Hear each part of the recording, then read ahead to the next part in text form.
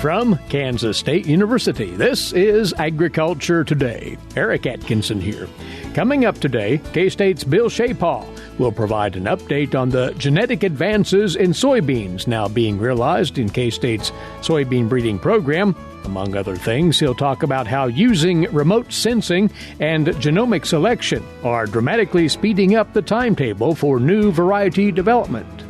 Then K-State's Lucas Haag will preview the 2021 Cover Your Acres Conference for you crop producers in the High Plains region, set for next week, a virtual event this year loaded with good information. Also, the outgoing director of the Farm Service Agency in Kansas, David Schemm, has some FSA activity reflections for us. And standing by with another Stop, Look, and Listen, K-State's Gus Vanderhoeven. That's what's ahead on this Agriculture Today. A social distancing tip. Keeping your distance from others is important in slowing the spread of coronavirus. So here are some fun things to do alone. Read a book, take a walk, unpack your suitcase from that trip you took last September, paint a self-portrait, catch up on a TV series, do a puzzle. Remember, we should all stay home to lower the risk for everyone. For more info, visit coronavirus.gov. Let's all do our part, because we're all #AloneTogether. Brought to you by the Ad Council. You're tuned in to Agriculture Today. Along with us now is Bill Schapaugh, soybean breeder at Kansas State University. Bill, you have so much perking within the soybean breeding program here at K-State currently. We wanted to offer growers and others a full update here and on actually 4 points of emphasis. One of the things that you are looking at is the genetic diversity of varieties in the aim of building a better soybean, of course. What have you on the boiler there? Well, we're involved with a project that's funded by the USDA and the United Soybean Board with the intent of increasing the genetic base in soybeans to help with the assistance of maintaining genetic gain and maintaining high-quality seed composition, in particular maintaining protein levels, oil levels at the appropriate values to be able to produce the type of products that we need out of soybean meal. You know, soybeans are very genetically very narrow. If you look at all the soybean varieties that farmers grow around the country, they trace back to only maybe a couple dozen, 2 or 3 dozen different soybean varieties. They're the ancestors, the parents, the grandparents of the varieties that we're growing.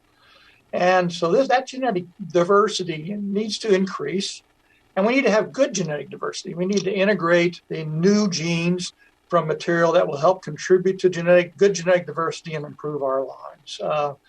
And this is cooperative. We're involved with states in Missouri, Nebraska, Minnesota, Iowa, so on east. Lots of states involved with this. But you look at the pedigrees and the material you're using, we have really 3 or 4 times the genetic base in our material that we're evaluating in this program that could be utilized by public breeding programs and by private breeding programs to help with the improvement of soybeans in the United States. And we have several very important private companies that are involved in this process with us to try to improve the genetic diversity that we can utilize in breeding programs. What do you think then will be the first truly tangible result of this effort in as far as the traits that will emerge from this? Well, the traits are, yield, protein, oil, composition. Those are the phenotypic traits that we're looking at. And the outputs of this is really what we want. And we want to be able to identify, each year, even relatively moderately, 1 or 2 new varieties, experimental varieties, that have unique genetic diversity, that look like are performing equal to or better in certain things on what we have, that the companies could utilize as a parent to cross to improve the performance of the varieties and their breeding programs and the performance of the varieties that they're selling to farmers. Now, you're looking at variety prospects as well using a technology called remote sensing. Explain what that is and how you're employing it here, if you would, Bill. Well, we're always looking at ways to improve breeding programs. What we're really interested in doing is trying to figure out how we can do the field trial component of it better and how we could do the genotypic evaluation of the material better. So let's talk about this remote sensing. Remote sensing is the field evaluation part of this, and where we're trying to predict performance of varieties. We go out and we put field trials all over the state, time-consuming, costly, weather-dependent, and so on. But we've been using remote sensing to try to improve this process, and we have been focusing on evaluation of our experimental varieties prior to beginning yield testing. We have thousands of individual short little rows of an experimental variety, tens of thousands of these rows. And we basically are evaluating them based on what the pedigrees are, some visual selection, some random sampling.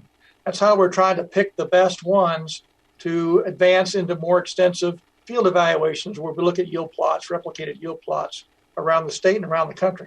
So we're using remote sensing to try to improve that, and we have just completed 3 years of evaluation where we have done that. And we have specifically been looking at the spectral reflectance images coming off these plants and trying to determine if that's a characterization of the performance of these varieties. And what we found out was, on average, the performance of the varieties that we selected based on this spectral reflectance information were higher yielding than the ones we didn't. That was very positive for us. It wasn't 5 bushels better or whatever, but it was significantly better. And it helps improve the efficiency of the breeding program. And so we're continuing to do that. We did that again in our 2020 progeny rows, and we're going to do some work on trying to improve the process. But we're very excited about the outcome of that 3-year effort. And again, it allows you to make these calls on the progeny's performance before they ever hit a yield trial, so to say. That's where the efficiency comes in? That's correct. And we're trying to do the same thing with genomic information. And ultimately, we'd like to combine the two things. Talk about that genomic selection work you're doing. This is allowing you to speed up the process, potentially, of varietal development, you say, Bill. Yeah, genomic selection has lots of places it can be used in a breeding program, but we've been focusing on an effort that's funded by the North Central Soybean Research Program, and we're trying to figure out, using genomic prediction modeling, to predict the performance of a genotype. It takes us 6 or 8 years to develop a soybean variety to figure out which new variety might be better than another one. But we're trying to condense that all down. And actually, in one of our experiments that we have are kind of in the middle of is trying to condense that down so actually we're not using any field evaluations in the evaluation process. We are making crosses, we are producing progeny. The evaluation of that progeny then is done strictly by characterizing the genotype, genetic information, and predicting the performance of that genotype on that genetic information. And then selecting the best progeny, the best varieties, hybridizing those, and creating a new population. Well, we can complete one cycle of selection in that process with our winter nurseries and with our greenhouses, summer field evaluations. We can complete that process in 4 months. And so in the last year and a half, we have completed 3 cycles of genomic selection for soybeans.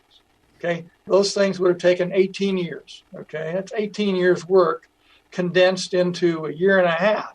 Now, we don't know how effective it will be. It certainly isn't going to be as effective as the extensive phenotyping that we normally do over a 6 or 8 year period. But if it helps improve the desirability of that genotypic base, we may be able to enhance our overall genetic gain by having this as a component of the breeding process that we're using in our everyday breeding. That time savings has to be a game changer, expediting new varieties. And the last thing we want to highlight here, you say you've completed your first year of heat tolerance selection of soybean lines. And all of our phenotypic evaluations, we're always concerned in Kansas about the heat and drought, both adversely can influence the performance of varieties. And we were fortunate this past year. We received our first year of funding from the USDA. We're also, this Kansas Soybean Commission is also providing important assistance so that we can get this all done, because this is a big project and evaluation of a couple of hundred different diverse soybean varieties, and we're looking at how they're responding to heat during the growing season, in particular during seed field. And we are initiating the heat stress by growing the plants under a heat tent, basically a big plastic wall tent that's made out of polyethylene. It's clear plastic, and that clear plastic sunlight penetrates, goes through that polyethylene, and the tent heats up. And with venting and computer-controlled thermometers and so on, we can fairly well control the temperature elevation of the temperature inside that tent. And so we were able to complete the first year of evaluation. This is a 3-year study, but we were very excited about doing that, basically with the hopes of trying to identify genotypes and genes associated with heat tolerance for things like yield and composition that will help in the commercial development of heat-tolerant varieties in the future. And so in this first year, have you preliminarily come upon anything that's exciting to you in terms of that tolerance? Just analyzing the data right now. Right now, Eric, okay. And we don't have all the composition data for sure, but we do have the yield, maturity, seed size, things like that. We have that data. We're looking forward to characterizing that material here in the next couple of weeks. So much of this work is at the hand of the generosity of the Kansas Soybean Commission and the checkoff dollars by way of the Kansas soybean producer to support this research, right? Oh, absolutely. We talked about these projects. I mentioned the diversity project, remote sensing project, and so on. Well, it's really the core support from the farmers through the Kansas Soybean Commission to be able to have a soybean breeding program here at Kansas State University. Some cutting-edge things happening to advance our soybean prospects for the future. So you and your staff keep up the great work. Bill, thank you for the overview of what you've been doing, and hopefully 2021 will be equally productive. Thank you, Eric. Bill Schapaugh, he is the soybean breeder in K-State's Department of Agronomy. He's been along with us on this part of Agriculture Today. For information on threatening weather, you should depend on the National Weather Service and their broadcast on NOAA Weather Radio. NOAA Weather Radio is an all-hazards radio network that provides up-to-the-minute weather information, including life-saving warnings anytime, day or night. NOAA Weather Radio also broadcasts information on man-made disasters, such as chemical spills, amber alerts, or other national emergencies. For the National Weather Service, I'm Bill Curtis. Welcome back. You're listening to Agriculture Today. We spend a few moments previewing what has become a premier informational event for agricultural producers in the High Plains region, put on in part by K-State Research and Extension. The annual Cover Your Acres Winter Conference is set for Tuesday, January the 19th. That's this coming Tuesday. With the details now, Lucas Haag. He's the Research and Extension Crop Production Specialist in Northwest Kansas and one of the lead organizers of this year's event. So, Lucas, because of circumstances that be, yes, this will be an online occasion, won't it? Yeah, Eric, so we're, trying to make the best of the situation here, and we realize that, this is our 18th annual conference. I think we've done a good job of building a reputation as a source of research-backed information for producers and consultants on the plains. And so we still wanted to get that out. But we also realize that, a full day or 2 full days is a long time to be on the computer watching something like this. So we decided to take just a handful of our most pressing topics, get some of the best people we could find to cover them, and also keep the sessions fairly short. And so the goal is to just kind of hit the high points on what we hear as being critical topics right now. So it is set for the afternoon of the 19th, again, this coming Tuesday. These are live sessions now. And you have a guest contributing from outside the K-State realm to start things off. Yeah, so really happy. We was hoping to get her here in person this year, but she's going to join us virtually. Jordan Bell would be my counterpart that serves the Texas Panhandle for Texas A&M. And here in the last couple of years has had some fascinating work looking at, a question we sometimes get, well, what's the actual water use by weeds in our dryland systems? What is that value of weed control? How much difference does it actually make? on water to the crop they're growing in or the subsequent crop. And so she actually was able to put some numbers to that. And so I think it's going to be a really interesting look. It goes back into, certainly economics for this coming crop year have looked to have improved here lately, but, still we're trying to watch our expenses specifically on the herbicide line item as we think about our herbicide-resistant weeds. And so what's that trade-off between how much water can they use and what's it cost me to get control? So I think I'm really looking forward to it. I think it's going to be a fascinating look at her observations from down there in the Amarillo area. And water conservation figures into this topic too, does it not, beyond just the economics? Yeah, absolutely. And so it ties in some other work. We've talked before, Eric, about work we did at Tribune, we're after wheat harvest. When we decide to control weeds in that wheat stubble, we see that impact our subsequent corn crop yields. And so that's, kind of ties into some of the same work Jordan's been looking at. What if we allow our troublesome weed species to grow? How much water can they really use? So that'll be an excellent kickoff for the program. Jordan Bell, Texas A&M University, Water Use of Weeds in Dryland Systems. Then K-State's Dorvart Ruiz-Diaz on a soil nutrient issue that seems to be picking up attention. Yes, traditionally, Eric, out west here, really we only worried about high pH. And that, with our calcareous soils, that still obviously is an issue, specifically as it relates to soybean and grain sorghum production. What are some things we can do? What about iron-based seed treatments? What about iron in furrow? What about iron as a foliar? What about zinc? What happens, in high pH with it? And there continues to be advancements in that front. Dorvar's got some really interesting work looking at specifically iron seed treatments on soybean. He's had some really nice results out of.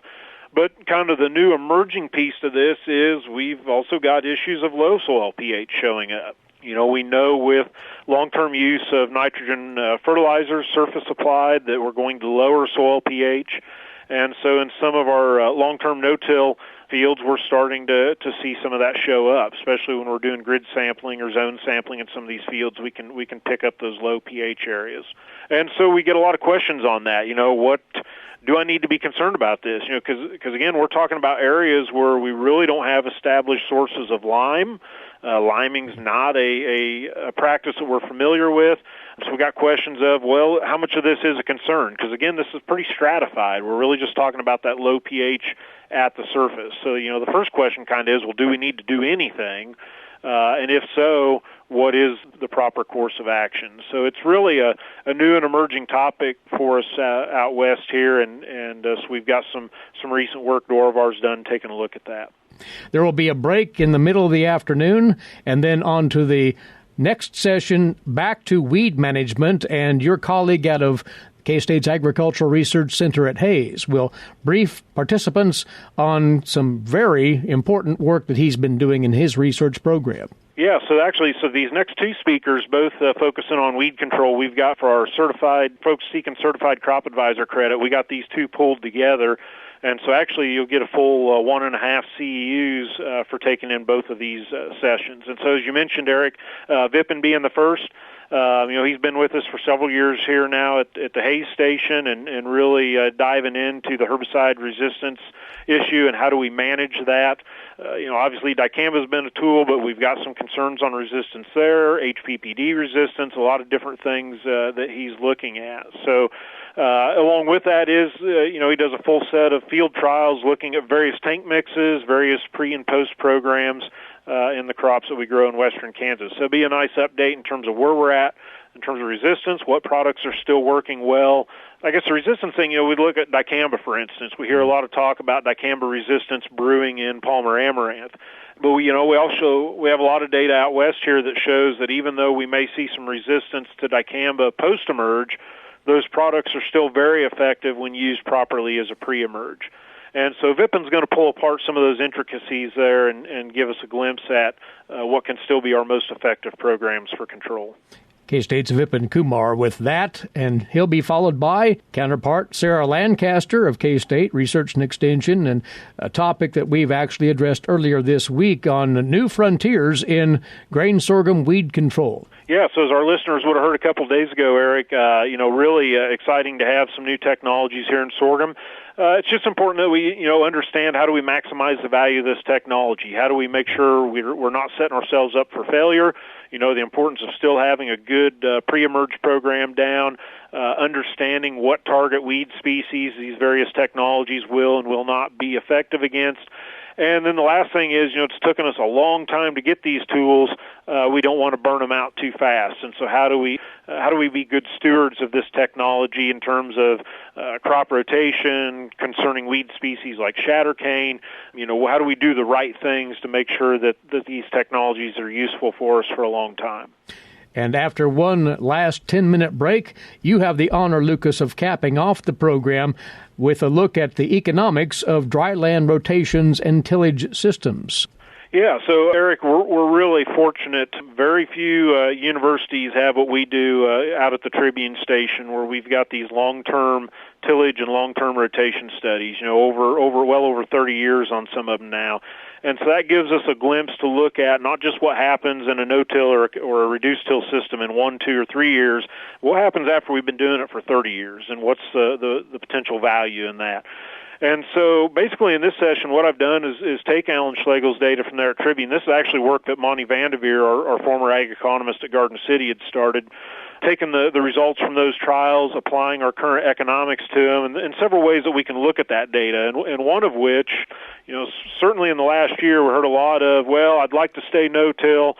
I think that's the right thing to do, but I'm not sure that I can afford the herbicide package it's going to take to do that.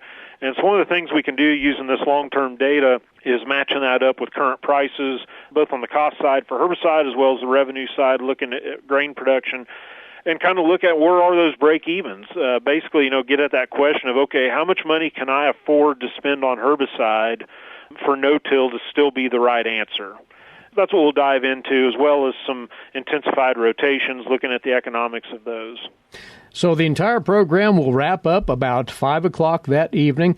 There's opportunity for interaction in this, Lucas? Yeah, so we'll be delivering this both on Zoom as well as YouTube Live, and so attendees will be able to type a question in at any time. We'll have it set up. You can use the Q&A box on Zoom or comment on YouTube. We'll also have it set up where you can send a text message or send us an email. That's really the value of I think Cover Your Acres is, we got our planned presentations. I feel like the real value is when we see producers, consultants getting their questions answered, making sure they're going home with something that's useful to their operation. No cost to the program. It's just a matter of registering, you say. Yeah, so we'd like folks to go to www.northwest.ksu.edu/coveryouracres. And from there, you can register online. We'll send you an email with both the Zoom or the YouTube link that you can use to access the sessions that day.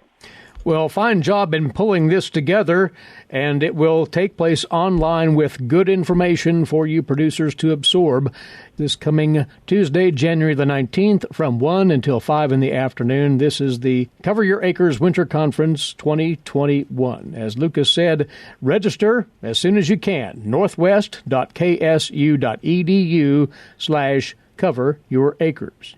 Lucas, many thanks. Thank you, Eric. He's the K-State Research and Extension Crop Production Specialist serving Northwest Kansas, is Lucas Haag. We'll have more for you in a few moments on This Agriculture Today. Make hand washing a healthy habit everywhere you go.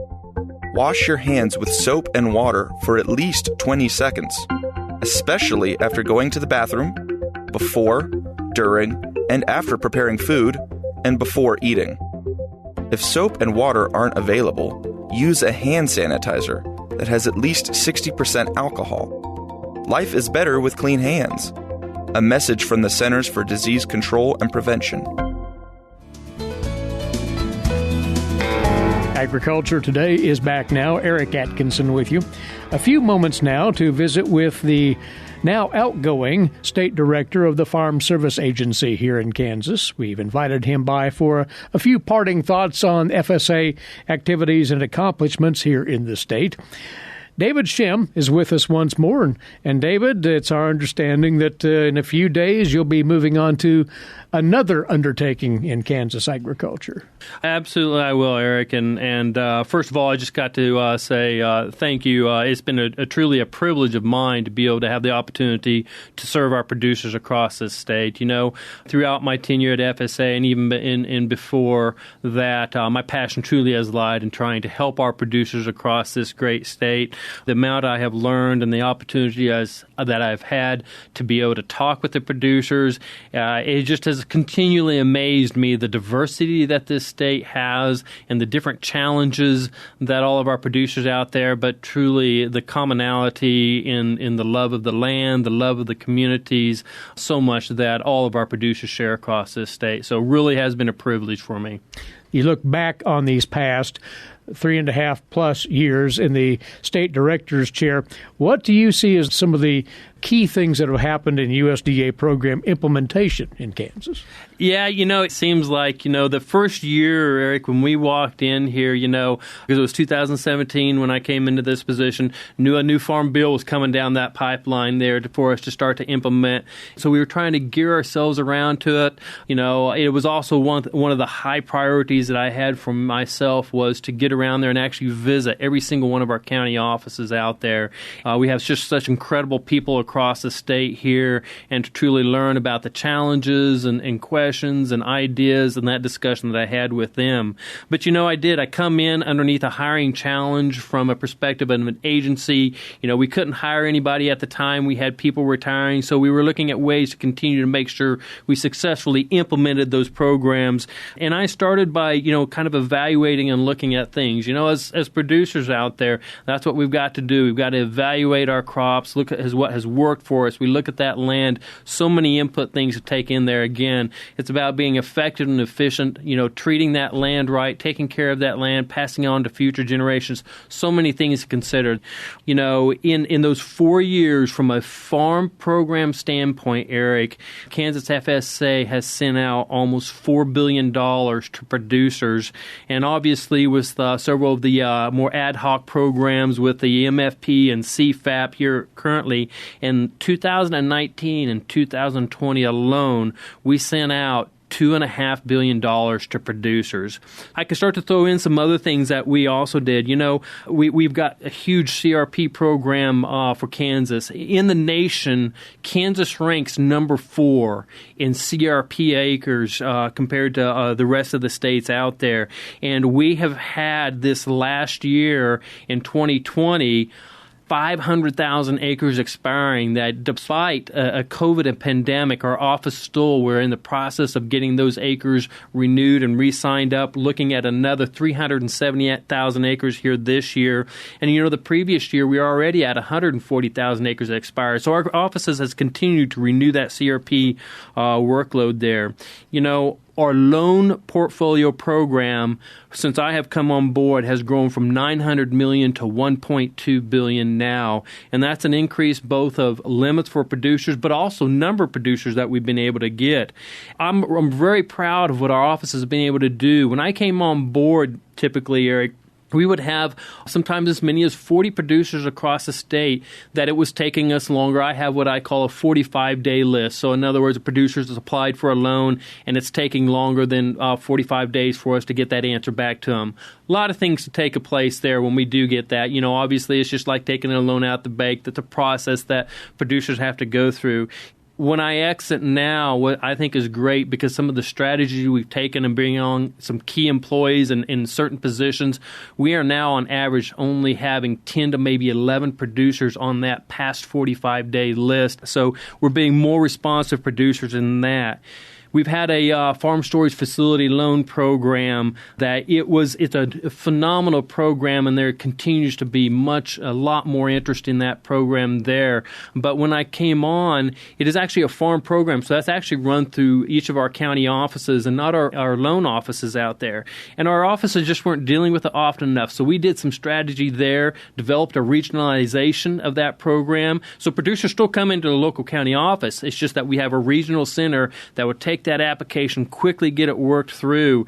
And you know what? We've taken a processing time from when I first came on board of around 140 hours for every loan application, clear down to only taking between 12 and 15 hours now of employees' time. So again, it's these things that we've been really passionate because, you know, sometimes we get challenged with budget from a federal standpoint of number of employees we can have and hire on, and we've just learned to get so much done. And of course, you know, obviously right now, you know, we're dealing with this pandemic, and when this first started to come down, and even with the way technology is going, I knew that we needed to do things to address those issues to employees. And so we have actually purchased these portable monitors for employees to be able to plug into their laptop for every office throughout the state. And then obviously I think we all know that we have counties out there that do not have ideal bandwidth or coverage there. Right. And so we quickly, when the pandemic started taking place, we got all the county offices phones, but even then sometimes phone hotspots can be challenging to deal with. So we now have gone down what we call MiFi, and we've been able to get MiFis out and are getting MiFis out to all of our county offices. So again, just really about trying to make sure that we as an agency are getting that help as needed to our producers. And this has been the ultra challenge here. You and your agency have had to stay on task with all of these responsibilities at the same time, be nimble in the new things that come down the line and implement them at a similar pace. Not the easiest thing to do, David. Absolutely not, and you know that's that even speaks to the whole situation of as we're definitely working more and more with virtual training and making sure that we can capture that technology, be efficient use of our employees' times to quickly get them trained. But that's another thing I guess I've been very proud of, because I am absolutely a believer, even on our operation, I'm a believer in technology and the value that it can bring to us and the ways that it can help us. I think all of us realize that in the current situation with COVID, that we've had to rely a tremendous amount on technology. I am also a believer of, Eric, is there's nothing that can replace the face-to-face interaction. And so I'm passionate about making sure we do that. So it's some of those key things that we've worked with, Eric. Congratulations on a good stint running the FSA here in Kansas the last several years, David, and the best in your next pursuits. We appreciate all of your efforts. Thank you. Thank you, Eric. Outgoing State Director of the Farm Service Agency here in Kansas, David Schemm, with us on this part of Agriculture Today. When you are in need of timely, reliable, and trusted information, K-State Research and Extension is here. Whether it's organizing people, information, or resources, they have the necessary tools. Community comes first for K-State Research and Extension. For more information and to connect with your county's extension agents, visit www.ksre.k-state.edu. This is Agriculture Today.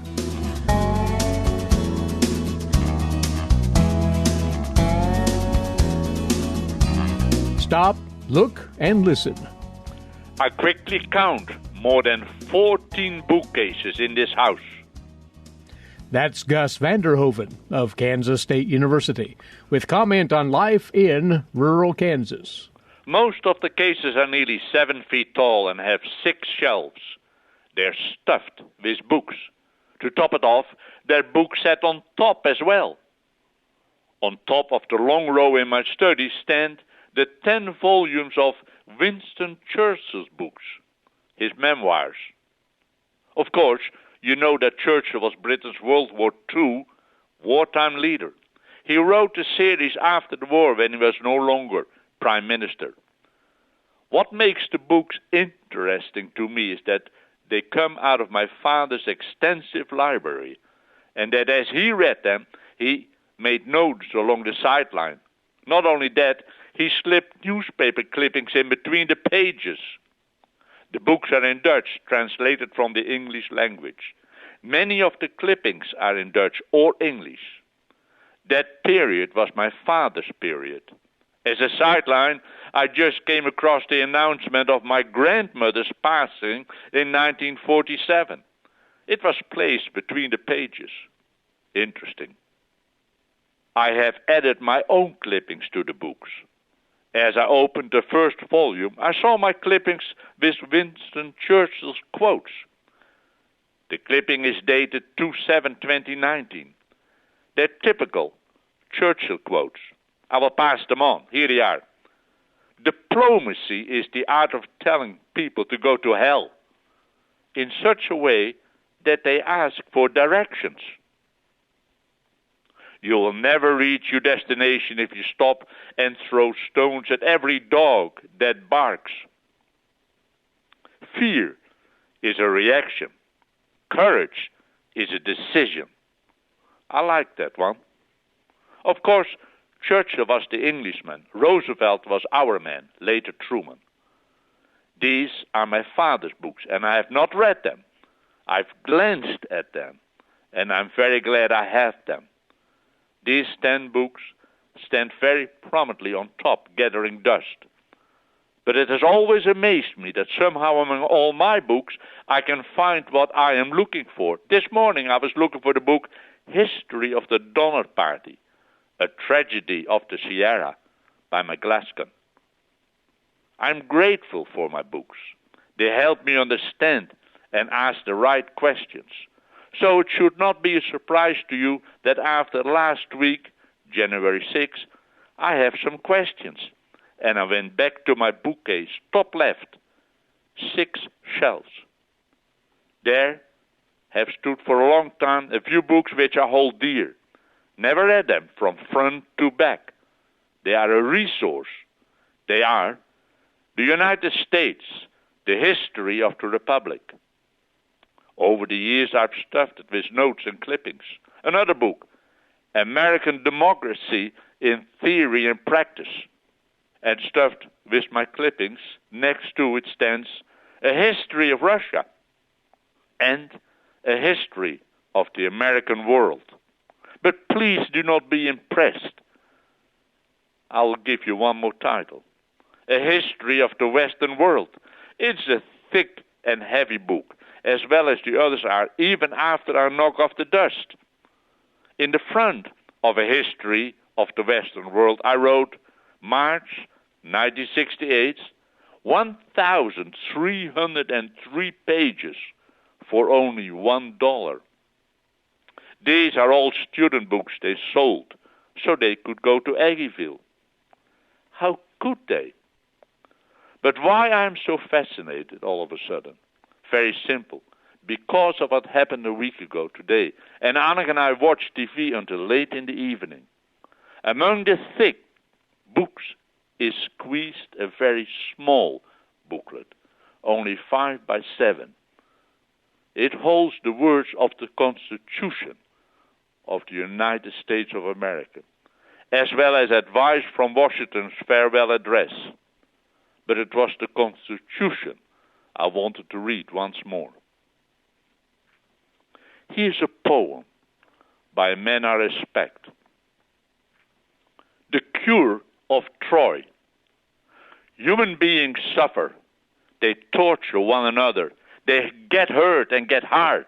No poem or play or song can fully right a wrong inflicted and endured. History says, don't hope on the side of the grave, but then once in a lifetime, the longed-for tidal wave of justice can rise up, and hope and history rhyme.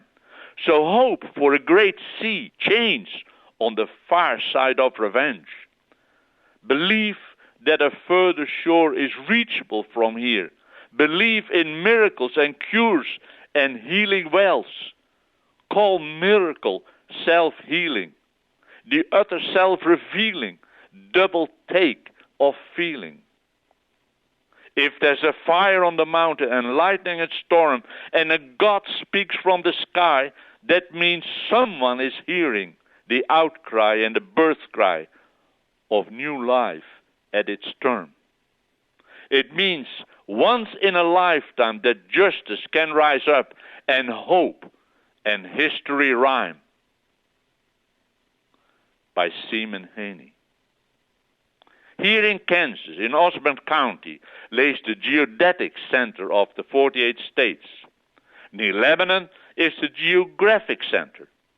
We are the center. Let our location, the center, the land, help us to not spin out of control, but keep our balance. Gus Vander Hoeven of Kansas State University with his weekly commentary on life in rural Kansas. That's our time for today. On tomorrow's broadcast, we'll welcome in from the IGP Institute here at K-State, the senior economist there, Guy Allen, for his monthly visit on the international grain trade, and a ton of things to take up from yesterday's USDA World Grain Supply and Demand report that have been the catalyst for yet another surge in the grain markets. Guy will be Mike's side to discuss all of that here tomorrow. Please be back with us then, won't you? Eric Atkinson here, bidding you a good day for Agriculture Today. This is the K-State Radio Network.